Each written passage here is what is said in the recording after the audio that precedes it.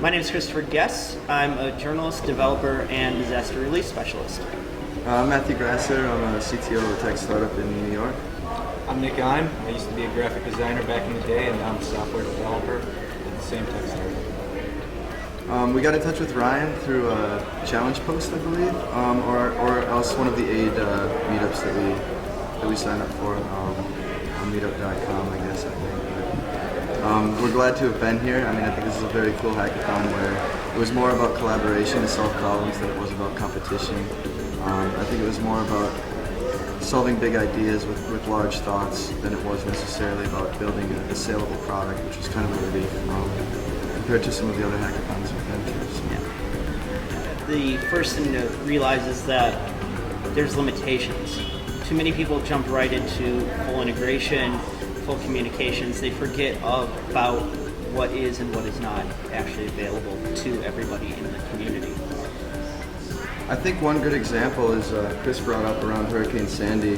FEMA was sending pamphlets to people saying, please fill this out and fax it back in and we'll give you compensation, we'll give you aid. But what they didn't realize is, who's going to have fax machines in disaster conditions when there's barely even electricity or heat. So people simply forget about what's available and what's not, because if they have it, they think everybody does. I think that empowering people at a young age, or I guess any age really, to build something on their own, to solve their own problems, is a huge step towards, I guess, getting rid of these dependencies on large organizations and stuff like that, allowing people to take care of themselves first. We're talking with a number of different people tonight about this.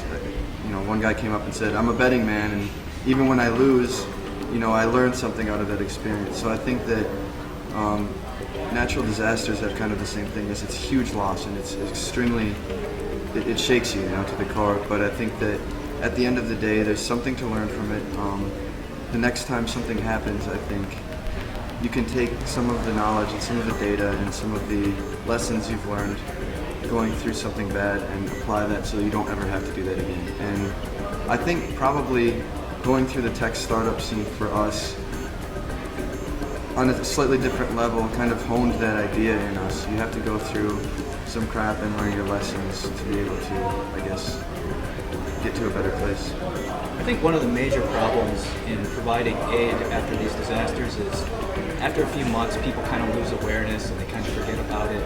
Like, several months after the Haiti disaster, you just quit hearing about it in the news.